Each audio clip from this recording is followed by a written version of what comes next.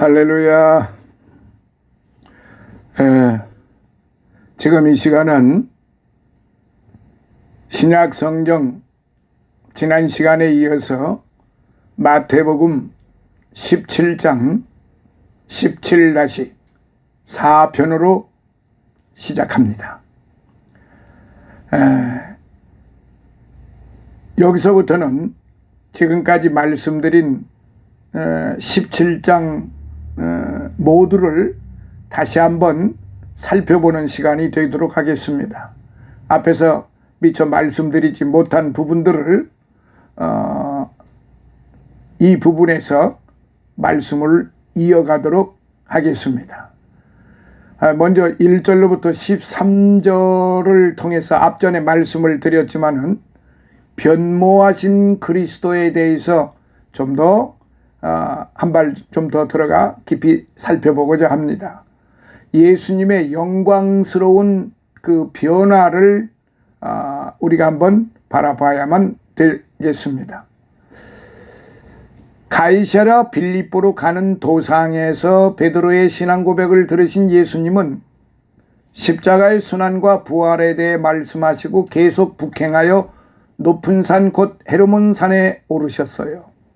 그리고 이 산에서 예수님은 신비스럽고 영광스러운 변화를 보여주셨습니다. 이 변모는 일시적이지만 인간의 육체를 가지신 예수님께서 본래의 거룩한 영광의 형체로 변모하신 것이었습니다. 당시 예수님의 변형 사건이 일어난 거룩한 산에 함께 있었던 제자들, 즉 베드로, 요한, 야고보 중 하나인 베드로의 증언이 베드로후서 1장 16절로부터 18절에 따르면 예수님의 변형은 하나님 아버지께 존귀와 영광을 받으신 것이라고 하였어요.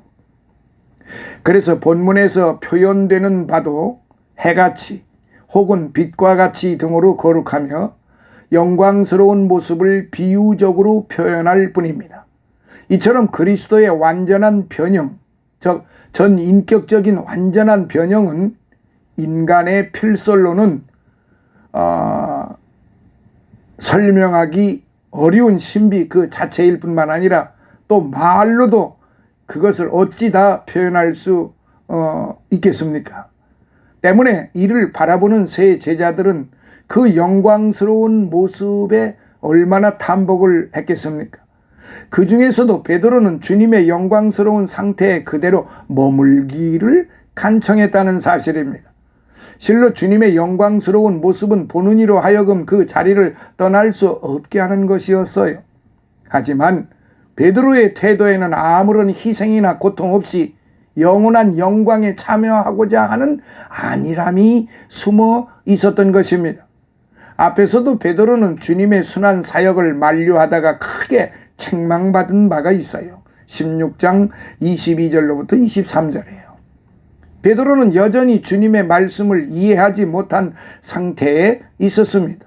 때문에 베드로를 비롯한 제자들은 예수님의 순환 예고에 대해 침울했던 것처럼 예수님의 영광스러운 변형에 대해서도 단순히 놀라고 탐복할 뿐이었어요.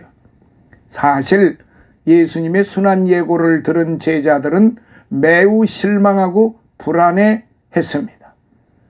제자들은 예수님께서 고난당하고 죽을 것이라는 말씀으로 실망한 나머지 죽음을 넘어선 부활과 영광을 바라보지 못했던 것이지요. 이러한 때 예수님께서는 영광스럽게 변모하심으로써 침울한 제자들을 위로하셨던 것입니다. 즉 예수님께서는 자신의 순환이 죽음으로 끝나지 않고 부활의 영광으로 나타나리라는 것을 보여주신 것이에요. 빌립보서 2장 8절로부터 11절에 사도 바울이 증언하고 있습니다. 그러므로 예수님께서 변형되신 사건은 예수님의 순환과 부활 사역을 얼마 남겨놓지 않은 때에 보여준 예수님의 지상 생애의 절정이었지요.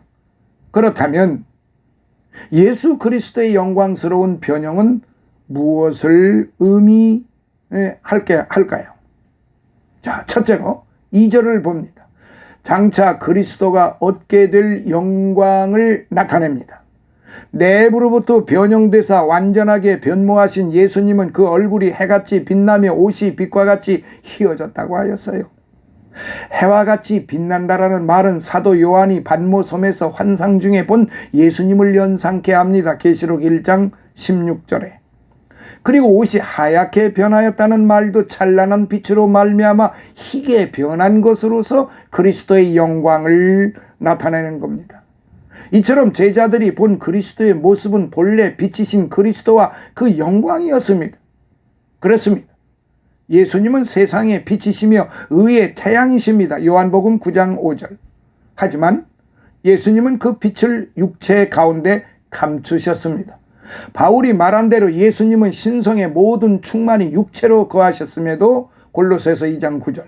말로 표현할 수 없는 섬세한 사랑과 겸손으로 그 영광을 감추셨던 것이죠.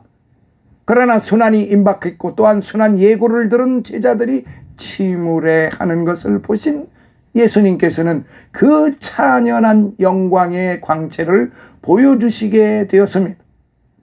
곧 주님의 영광은 장차 그리스도가 얻게 될 영광이요 곧이어 받을 순환이 단순한 죽음으로 끝날 것이 아니라 부활과 영광으로 나타나게 되리라는 것을 보여주는 것이었어요. 때문에 이 영광을 목도한 세 제자들은 이 찬란한 영광의 생생한 회상을 잊을 수가 없었으며 복음 사역을 통하여 증거하였던 것입니다. 이처럼 예수님의 변모는 예수님께서 부활 승천하심으로 얻게 될 영광이었지요. 그리고 제자들에게 있어서는 장차 받을 축복된 환상에 대한 예측이었습니다. 나아가 우리들에게 있어서는 장차 받을 축복된 환상에 대한 예측이었죠. 나아가 우리들에게 있어서는 하나님의 선택받은 모든 사람의 영혼 위에 이루어질 위대한 영광의 변화를 보여주는 것이었습니다. 그러므로 주님의 제자들이 그 영광을 보고 그 영광을 증거하고 드러내는 일에 매진했던 것처럼 우리는 예수 그리스도의 구속 사역을 말미암아 구원의 은혜를 누리는 성도로서 세상을 향해 빛을 발해야 할 것이다. 이 말씀에 옳시다. 그리하여 모든 성도는 고린도후서 3장 18절에 우리가 다 수건을 벗은 얼굴로 거울을 보는 것 같이 주의 영광을 보며 저와 같은 형상으로 화하여 영광으로 영광에 이르는 주님의 참 제자가 되어야 한다는 사실입니다. 자, 두 번째 3절을 다시 살펴봅니다. 율법과 선지자의 예언이 성취된 것을 나타냅니다. 제자들은 변형되신 예수님을 바라보는 중에 모세와 엘리야와 더불어 말씀하시는 예수님을 보았어요. 모세와 엘리야는 구약 성경의 중심 인물들로 율법과 예언자의 대표였어요. 누가가 전하는 바에 의하면 이때 예수님과 논의한 내용은 예수님께서 예루살렘에 올라가 맞이하게 될 죽음에 관한 것이었다고 합니다. 누가복음 9장 31절. 그렇다면 예수님께서는 지상에서 십자가 사역의 비밀에 대해 논의할 상대를 얻지 못하고 모세와 엘리야를 만나 이를 논의하신 것이라고 할 수 있어요. 아마 이때 모세는 율법의 입장에서 엘리야는 선지자의 입장에서 십자가의 속죄 사역을 입증하고 그것을 감당하시는 주님을 경외했을 것입니다. 그러므로 예수님의 변화 사건에 모세와 엘리야가 등장하였다는 사실은 율법과 선지자의 모든 예언들이 그리스도의 구속 사역을 예언하고 있으며 예수님의 십자가 사역으로 말미암아 그 예언들이 모두 성취될 것임을 의미하는 것이죠. 뿐만 아니라 구원받은 영들의 모형인 모세와 부활을 통한 신령한 몸으로서의 성도의 모형인 엘리야가 영광 중에 계신 예수님과 함께 하셨다는 사실은 이후에 임할 주의 날을 예표하는 것이었습니다. 사랑하시는 성도 여러분, 그렇습니다. 예수님의 오심, 성육신도 예수님의 사역, 공생애도 그리고 예수님의 구속 사역도 모두 율법과 선지자들에 의해 예표되었고 예언되었었습니다. 모세와 엘리야는 지난 시대 예수님의 사역을 예언한 대표적인 인물들로서 예수님의 사역을 통한 자신들의 예언이 성취됨을 다시 확인하였습니다. 그리고 모세와 엘리야는 예수님과의 만남을 통해서 죽음을 통해 이루시는 예수님의 사랑의 신비를 알았습니다. 장차 우리 또한 주님의 날에 영광스럽게 변화하여 주님과 기쁜 교제를 나눌 것인데요. 그때 우리 또한 주님의 귀한 사랑의 신비를 깨닫고 기쁨으로 화답하게 될 것입니다. 자, 세 번째, 5절. 예수님의 신적 권위를 확증합니다.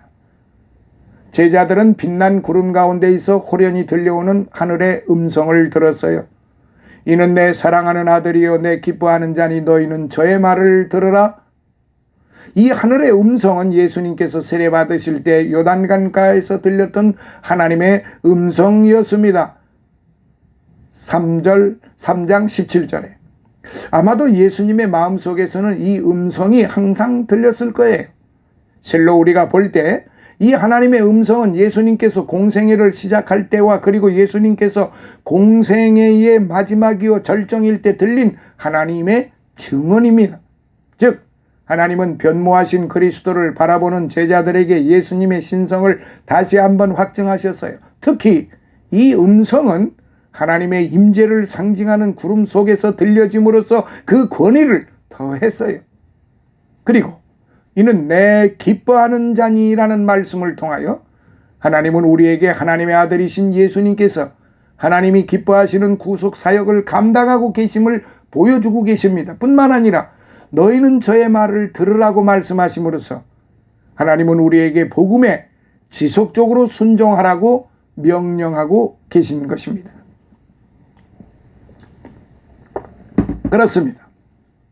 예수님의 거룩한 신성은 유대인들의 배척 가운데 있어도 결코 사라지지 않고 드러났고 유대인들이 방해하는 가운데 있어도 하나님의 기뻐하시는 구속 사역은 하나님의 아들이신 예수 그리스도를 통해 이루어지고 있었어요. 실로 예수님의 십자가와 순환을 통한 인류 구원이 유대인에게는 넘어지게 하는 거침돌이요 헬라인에게는 어리석은 것이었을지라도 인류 구원의 대개는 하나님 아버지의 계획이셨다 이 말씀입니다. 또한 거룩하신 목적이었어요. 그러므로 하나님께서는 인류 구원을 위한 십자가 사역으로 묵묵히 나아가는 예수님의 순종을 기뻐하신 것입니다. 그리고 예수님의 사역을 기뻐하신 하나님은 예수님의 본을 따르는 성도들을 또한 기뻐하십니다. 하나님께서는 우리로 하여금 예수님의 본을 배우고 예수님의 계명을 따르게 하셨어요. 왜냐하면 우리의 순종만이 예수님으로 말미암은 구원에 참여하는 유일한 길이었기 때문이 그렇습니다. 십자가는 영생으로 인도하는 유일한 길입니다. 십자가는 곧 세상의 생명이십니다. 그리고 우리는 다만 주님을 따름으로써 생명으로 들어갈 수 있는 거예요. 우리들 각자는 주께서 십자가를 지시고 십자가 위에서 우리를 위해 죽으셨던 것처럼 또한 주께서 하나님의 보좌 우편에 앉으신 것처럼 주님의 십자가를 지고 우리 스스로를 부인함으로써 영생에 들어갈 수 있는 것입니다. 이것이 바로 하나님 아버지께서 확증하신 예수 그리스도의 신성이 보장해주는 성도의 구원이라는 말입니다. 사랑하시는 성도 여러분, 우리는 헤르몬 산에 눈 덮인 산정에 비치는 햇빛의 찬란함보다 더 찬란한 예수님의 영광의 변모를 보았습니다. 이는 구약 성경을 통해 보여주신 예수님을 통한 구원의 영광이 성취되는 장면이요 십자가를 바라보며 두려움에 떨었던 모든 심령의 두려움을 일거에 해소하는 영광인 것입니다. 또한 하나님께서 친히 음성으로 확증하심으로써 우리에게 확고부동한 확신을 심어주신 영광이었습니다. 이 영광은 예수님의 변모를 목도한 채